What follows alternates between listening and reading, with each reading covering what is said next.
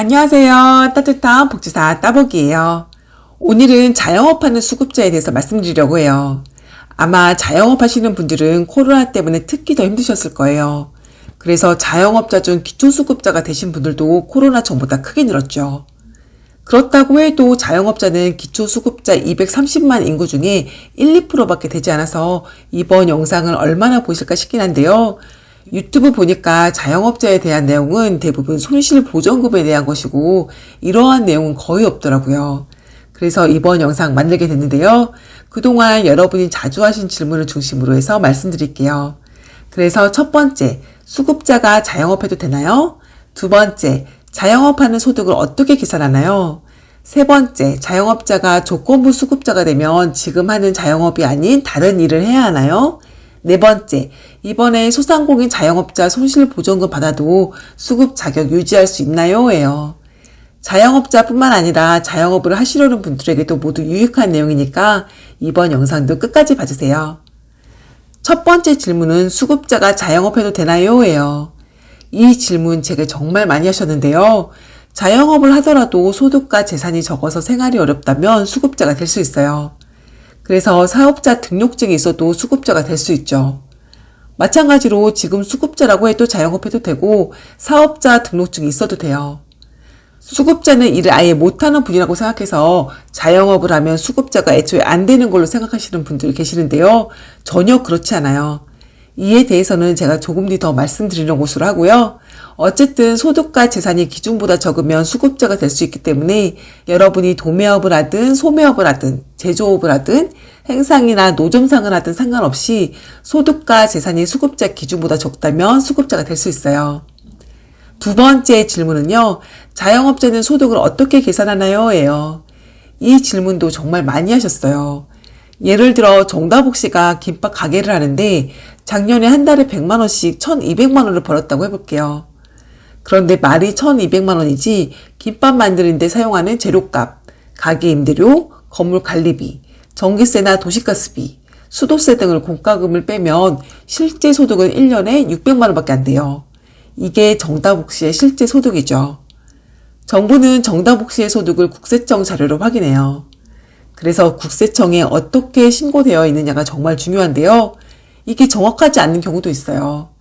행상이나 노점상처럼 소득 신고가 잘 되어 있지 않는 경우도 있고 국세청 자료로는 소득을 계산하기 어려운 경우가 있거든요. 또 이분이 분명히 이것보다는 돈을 잘 벌었을 것 같은데 신고된 금액은 그것보다 적은 경우도 있고요. 그래서 정부는 지출 실태 조사표를 확인해요. 이건 해당 가구가 한 달 동안 돈을 어디에 어느 정도 쓰는지 알아보는 건데요. 지출 실태 조사표를 자세히 보면 맞벌이 여부, 자영업 여부를 체크하게 되어 있어요. 그 다음 지출 내역이다. 지난달에 식비, 주거비, 피복비 등으로 얼마 썼는지 적게 되어 있는데요. 이걸 적게 써야 수급자 되는 것이 더 유리하다고 생각하시는 분들 계실 거예요. 그래야 내가 이만큼밖에 쓰지 못할 만큼 힘들다. 이렇게 말할 수 있으니까요. 그런데 정부는 비슷한 지역에 비슷한 소득을 버는 분들이 한 달에 평균 얼마 쓰는지도 확인해요. 그래서 해당 가구가 이 금액보다 돈을 적게 쓴다고 적었다면 지출 실태 조사표를 다시 작성하게 돼요. 그래서 처음부터 사실을 기반으로 잘 적는 게 중요하죠. 이렇게 지출에 대한 부분을 쓴 다음에는 한 달에 해당 가구가 벌어들인 총 소득이 얼마인지, 소득이 지출보다 적다면 어떤 식으로 지원받는지로 쓰게 되어 있어요. 이걸 보고 담당 공무원은 추가 소득이 어디에서 났는지, 미신고 소득은 무엇인지를 확인하죠. 그 다음에는 근로활동 및 소득신고서를 작성하도록 하는데요. 그래서 지금 취업 상태가 어떻게 되는지, 소득은 어떻게 되는지를 보고 해당 가구의 소득을 반영해요. 그런데 만약 이것도 너무 적게 썼다, 이것도 소득의 전부가 아닌 것 같다 하면 담당 공무원이 이분에게 소득이 더 있는지 확인해서 소득이 더 있다고 확인되면 그 다음에는 보장기간 확인 소득을 산정해요. 그런데 이런 확인 소득은 근로소득 공제를 안 해줘요. 아까 제가 말씀드렸던 사업소득은 30%를 공제받을 수 있거든요. 그래서 실제 버는 것보다 소득을 적게 반영해서 수급자 되기가 유리한데요. 확인소득은 공제받을 수가 없어서 수급자 되는데 불리하죠. 그래서 처음부터 소득과 지출을 있는 그대로 말씀하시는 게 좋아요. 세 번째 질문은요. 자영업자가 조건부 수급자가 되면 지금 하는 자영업이 아닌 다른 일을 해야 하나요? 예요. 생계급여 수급자는 소득과 재산, 근로능력, 부양부자 조건 이렇게 네 가지 조건을 봐요. 여기에서 부양부자 조건은 부양부자와 따로 살 경우에 부양부자의 연소득이 1억, 재산 9억이 넘지 않으면 돼요. 부양부자 기준을 만족했으면 그 다음에는 소득과 재산을 보는데요. 이것도 기준보다 적으면 수급자가 될 수 있어요. 그 다음에는 일할 수 있는 능력이 있냐 없냐를 보는데요. 만약 해당 가구에 일할 수 있는 능력이 있는 가구원이 있다면 이분이 일을 해야 수급비를 받을 수 있는 조건부 수급자가 되고요. 일할 수 있는 능력이 없는 가구원만 있다면 일을 하지 않아도 수급비를 받을 수 있는 일반 수급자가 돼요. 그래서 조건부 수급자는 일을 해야 하는데요. 그래서 많은 분들이 자활사업을 하세요. 제가 조건부 수급자와 자활사업에 대해서는 이전에 다른 영상에서 자세하게 말씀드렸어요. 해당 영상이 궁금하신 분들은 지금 화면 위에 뜨는 영상 참고해보세요. 그럼 조건부 수급자는 무조건 자활사업만 해야 할까요? 그렇지 않아요. 직장에 다니셔도 되고 자기 사업을 해도 되는데요. 그런데 직장에 다니신다면 하루 6시간 이상 주 3일 이상 근무하시거나 주 4일 22시간 이상 근무해서 한 달에 90만 원보다 많이 벌어야 돼요. 만약 이보다 적게 버신다면 1시간 반가량 하는 맞춤형 취업능력 향상 프로그램에 분기마다 참여해야죠.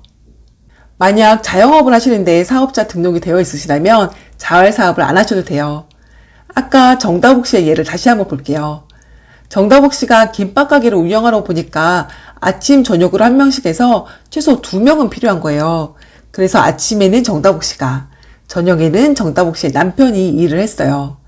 이렇게 해도 정다복 씨와 정다복 씨 남편 모두 수급자가 될까요? 네, 가능해요. 정부는 수급자분이 사업을 할 때 가구원 2명까지는 일을 했다고 인정해 주거든요.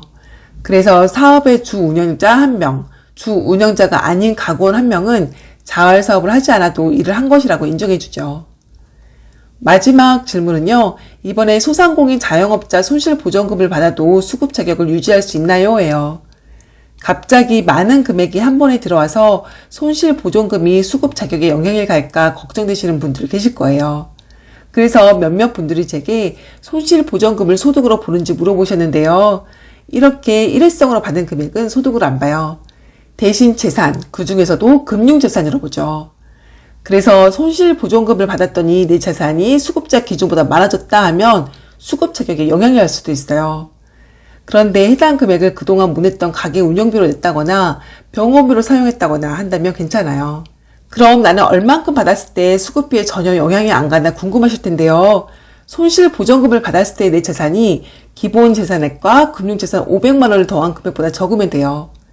제가 이렇게 말씀드리면 자신의 재산이 이 금액보다 조금만 넘어도 수급자에서 탈락할까 걱정하시는 분들도 계시는데요. 그렇지 않아요. 정부는 수급자분의 예금, 접근 상황을 1년에 2번 보는데요. 예금의 경우에는 과거 3개월간의 평균 금액을 봐요. 그래서 어느 한 달 금액이 많아졌다고 해서 그게 수급 자격에 바로 영향이 가지 않아요. 예를 들어 정다복 씨가 용인에 사는데 정다복 씨 집 보증금이 5천만 원, 정다복 씨 가게 임대 보증금이 1,000만 원, 통장 예금으로 500만 원 있었다고 해볼게요. 그런데 이번에 정다복 씨가 손실보전금으로 1,000만 원 받았다면 모두 더해서 7,500만 원이죠. 정부는 여기에서 기본재산액 6,900만 원에 생활준비금 500만 원을 공제해 주니까 총 7,400만 원을 공제해 주는데요. 그래서 금융재산 100만 원가량만 수급비에 영향을 줄 수 있죠. 그런데 정다복 씨가 이 정도 금액을 3개월 이상 계속 갖고 있는 게 아니라 어느 정도 사용해서 통장 금액이 이것보다 줄어들었다면 수급비에 영향이 거의 안 가죠. 만약 정다복 씨가 통장에 계속 이 정도 금액을 갖고 있었다고 해도 이 정도 금액은 수급 자격에 그렇게 큰 영향을 미치지는 않아요. 금융재산 100만 원은 소득 환산율이 6.26%라서 1년 소득으로 62,600원 있다고 보는데요.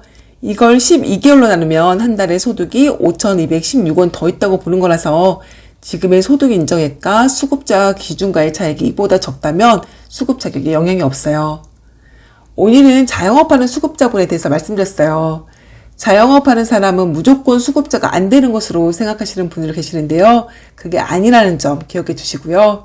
그럼 전 오늘 여기까지 할게요. 나무라도 행복하게 보내세요.